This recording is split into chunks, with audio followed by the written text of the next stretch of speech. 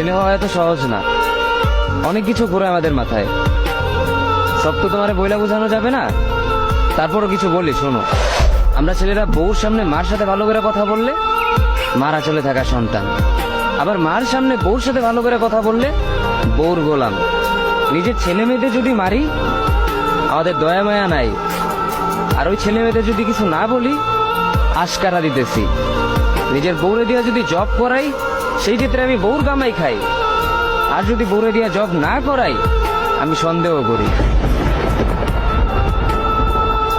সারাদিন ঘরের বাইরে থাকলে আমরা বাদাইম্মা, আর যদি ঘরের ভিতরে থাকি তাহলে বেকার, কাজ কাম নাই। আর এই তোমাদের মেয়েদের গায়ে যদি আমরা ভুলেও টাচ করি না আমরা নির্যাতক, আর যদি তোমরা মেয়েরা আমাদের গায়ে হাত তুলো আমরা কাপুরুষ।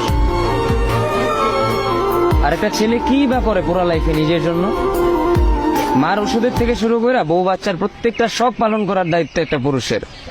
কিন্তু কি লাভ এত কিছু কইরা? দিন শেষে একটা ভুল করলেই সবাই ভুলা যায় যে কে কি করছে তার জন্য।